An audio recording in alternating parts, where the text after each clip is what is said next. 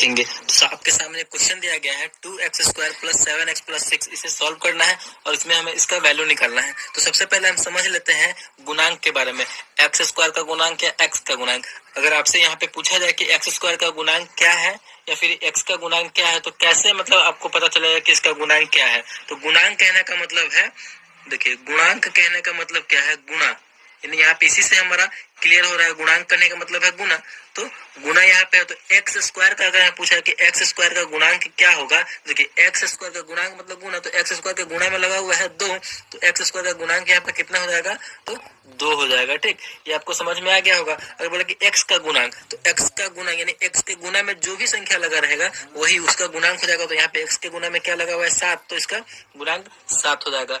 अब आपको गुणांक का समझ में आ गया होगा। अब समझते हैं कि यहाँ पे चर पद और अचर पद किसे कहते हैं। देखिए चर पद मतलब वह मान हुआ जिसका मान बदलता रहता है। जैसे कि अगर x के जगह पे हम कुछ मान रखते हैं यहाँ पे, तो ये जैसे कि यहाँ पे x का मान अगर हम 2 रखते हैं तो ये पूरा संख्या कुछ बदल जाएगा। यानी गुना कर देंगे तो 2 रखेंगे तो 2 दूना 4, 2 का स्क्वायर 4 हो जाएगा, फिर 4 में 2 से करेंगे तो 8 हो जाएगा।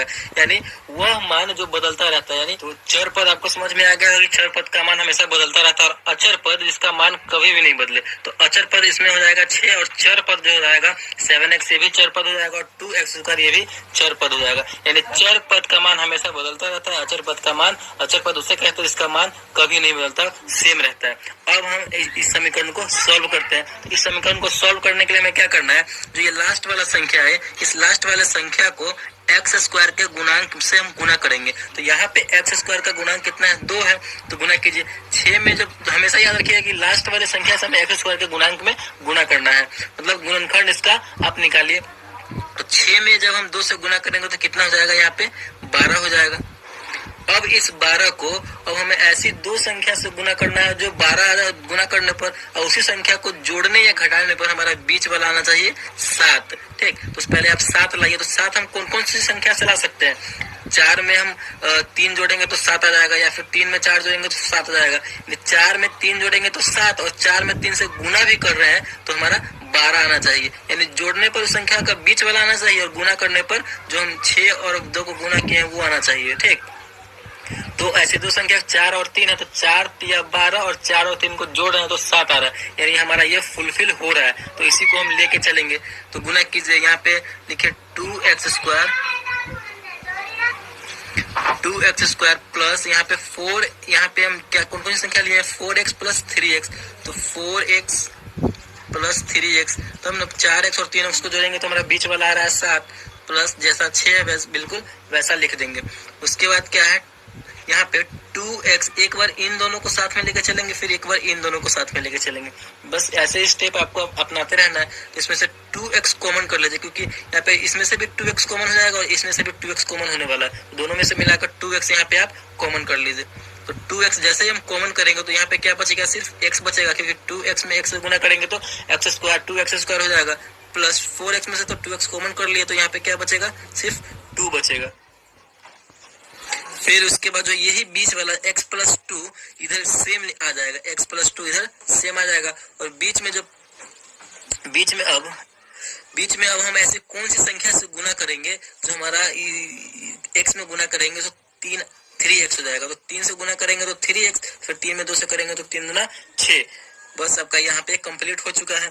एक बार इन दोनों को साथ में ले लीजिए, 2x + 3, फिर x + 2 और x + 2 इन दोनों सेम है, तो इन दोनों में से कोई एक ले सकते हैं, तो x + 2 यहाँ पे आ जाएगा। तो यहीं पे आपका ये कंप्लीट हो जाता है द्विघात समीकरण। तो इसी टाइप से हमें द्विघात समीकरण को बनाना है। चलिए एक और क्वेश्चन ले लेते हैं और उसको सॉल्व करते हैं। तो दूसरा क्वेश्चन आपके सामने, दूसरा क्वेश्चन क्या है, 2x² - 5x + 3 है। तो इसको सॉल्व करना आपको हम क्या बताएं कि लास्ट वाली संख्या से हमें x² के गुणांक में गुना करना। तो लास्ट वाली संख्या से x² के गुणांक में कितना है, 2 है, तो 2 से गुना कीजिए 3 में, यहाँ पे हमारा आ रहा है 3 दूना 6। अब हमें बीच वाली संख्या यानी 5 लाना है। तो ऐसी कौन सी संख्या को जोड़ेंगे जो 5 आ जाए, या फिर घटाएंगे तो 5 आ जाए। ठीक, तो अगर हम -5 लाना, तो -3 और -2 को जोड़ते हैं तो हमारा यहाँ पे -5 आ रहा है, और इन दोनों को गुना करके देखते हैं तो हमारा ये संख्या आना चाहिए, जिससे हम गुना किए हैं वो आना चाहिए। तो इन दोनों को गुना करते हैं तो हमारा 6 आ रहा है, यानी बिल्कुल ये फुलफिल हो रहा है। तो -3 और -2 को लेके चलेंगे। तो यहाँ पे लिखे 2x² माइनस 3x और माइनस 2x को जोड़े हैं, माइनस 3x और माइनस 2x को जोड़े हैं तो 5 आ रहा है, प्लस 3 है तो प्लस 3 लिख देंगे।